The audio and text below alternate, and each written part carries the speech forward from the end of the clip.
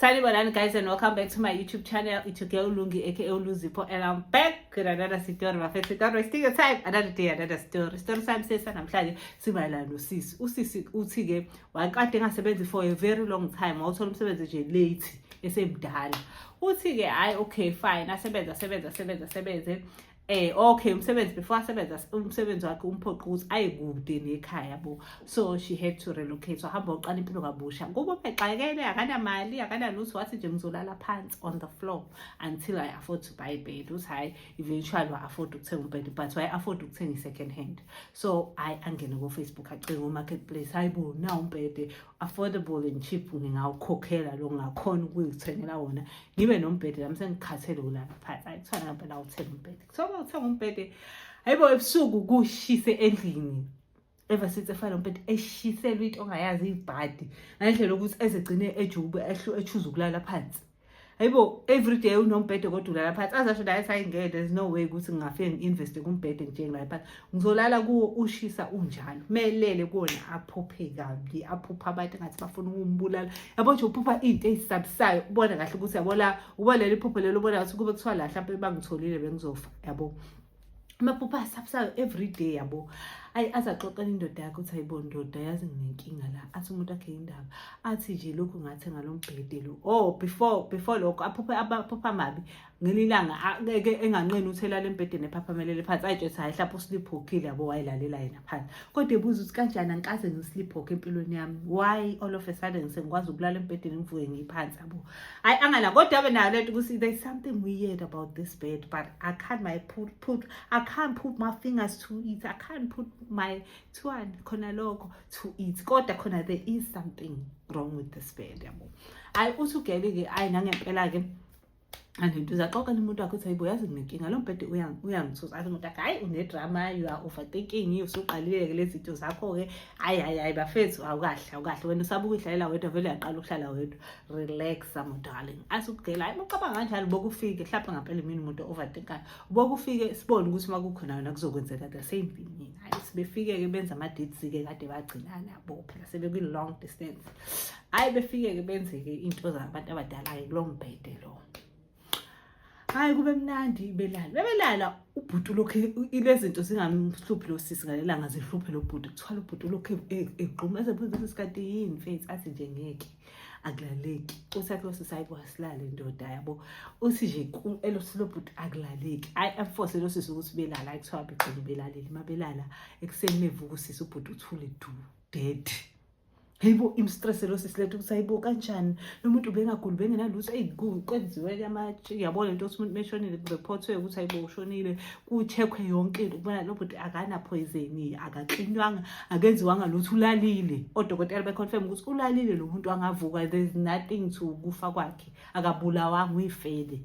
Hayibo kuthi natural death yabo. Ayi usisi ngeke ingahlali kahle lento kuyi yezwa vele emakushona umyeni wakhe vele asho ukuthi ngicela uke ekhaya yabo cause kwakuvela indlu yakhe kwakuyiyona kwenzeke kuyona isigameko. So umbhede awumove and ngeke sakwazi ukulala ku until umbhede ugezwe because sekushonele umuntu wakhe kuona. Hayi okay fine. Hayi usisi ngeke ingamhlali kahle lento ukuthi hayibo umuntu amefikile nje ezongivashela useyashona kanti vele nginxawa lento le mbhede angeke. I need to see someone ozongitshela something because it's not making sense kimi. Hayi nangempela ahamba kumuntu ngobonayo umuntu obonayo ke amtshele nje athi sisi uma ukwazi ukukulungele shisa lo mbhede. Hayi uthi ugeli ngithi mina hayibo bhuti ngilale ngenze njani. Athi shisa lo mbhede because lo mbhede awukho right, awulungile lo mbhede. Umnikazi wombhede washona and umnikazi wombhede akakabi ngisho manzi phansi kuthiwana akakabi njani phansi, but umbhede wakhe usudayisele wena akaze gezwe umnikazi kanti washonela kuwona lo mbhede.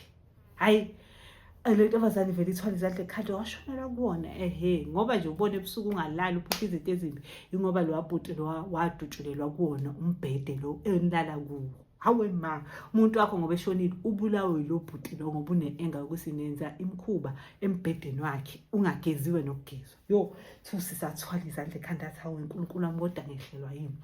Ayithiwa athi lo bhuti ungahamba nje ubone ukuthi wenza njani ukuze uhlukane nalo mbhede. Ayithiwa intombazane ke hlale ke nakhona ke kubo khona lo kumele ugezwe lo mbhede futhi because usekushonele kubo kamfana because umfana ushonele khona kusho kumele kuzogezwa nakhona. Uyayi-understand le nto. Intombazane ibuye idunyelwa ikhanda ukuthi ngizowushisa kanjani umbhede because umuntu angakageziwe and ushonele kulo mbhede. Yabo, you can't just shisa umbhede. You have to geza mhlawumbe usungawushisa-ke afterwards. Kuthiwa intombazane ibuze-ke enyangeni ukuthi nyanga ngoba-ke umuntu wami ushonele kulo mbhede kuthiwa nje ilo mbhede uyi-bad news kumele usuke lapho umbhede. Ayithona ngempela kushiswe umbhede-ke ehambe-ke ushisa kugela umbhede. Mase ushisile umbhede kuthiwa nje ngalelo langa le ushisile umbhede afedane ebabone bobabili for the first time angaze ebone umuntu ayephuphela amaphupho akhe ebabone bela endlini ebhekile live ebabone umuntu wakhe benalo bhuti bemtshele bethi wenza iphutha ngokushisa lo mbhede ukwenza iphutha ngokushisa lo mbhede into bekumele usenzele yona ukuthi sigezwe hayi ukuthi ushisa umbhede njengoba ushisa umbhede kwayithina sesi-affecteka even more kufana nokuthi ususibulala game 2 hayibo nomuntu wakhe njalo ukuba nalo bhuti lo bhuti akamazi amchazele lo bhuti uthi mina yimi owner yalo mbhede ngadutshulelwa amchazele sonke le story ade sichazwa inyanga. Intombazane ibuze-ke ephusheni kuleyo nto engabe iphupha engabe yini lo dilulu le yayenzeka athi lo bhuti ngifunele umuntu wakudayisela umbhede umtshele ukuthi ngicela bengenzele umsebenzi as soon as possible because uma kungenzeki ngizobuya kabuhlungu and nawe uzo-affecteka so kumele wenze sure ukuthi le nto iyenzeka. Hayi nangempela kuthiwa-ke intombazane-ke ilentuzeke ihambe-ke inkosi yami kuthiwa nomfana naye asho ukuthi ekhaya kumele benze something as soon as possible because umbhede ngashonela kona usuwushisile. So le ntombazane sine-challenge kumele iyosho ngapha nangapha ukuthi akwenziwe something ezokushweleza like ukuthi ngoba sebeshisa izinto zabantu abantu beshonile zingageziwe. Hayi kuthiwa nangempela-ke intombazane-ke inhlanhla leyo babethetha nalo bhuti before belethelana imbhede bedilivelane nani ibuyele back to ma-chat hayi ethi bhuti unjani athi bhuti ngiyaphila ngakhona nini ukubona athi bhuti hayi anytime ethi intombazane ngiyacela ngiyakudinga ngiyaphuthuma hayi behlangana imibuzo nje kahle intombazane bhuti umbhede wangidayisela wona okabani athi ufana yini khona umuntu okunika inkinga yini umbhede wami lowana mina sengi-upgrade ngathenga omunye umbhede ngabona kungcono nginikezele umbhede lo. Athi ugeli no bhuti ekhuluma iqiniso athi bhuti alikho-ke elinye iqiniso engilaziyo mina ngaphandle kwaleli.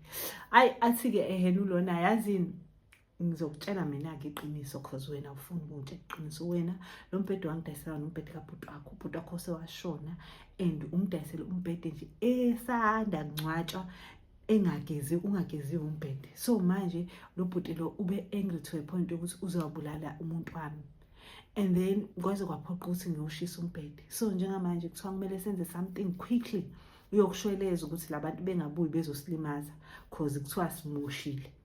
Yes, and kuthiwa nje simoshile. Asi lo bhuti angi-understand into esho because iqiniso lelo show ngobhuti wami but ukuthi uthole iphi kanjani angi-understand.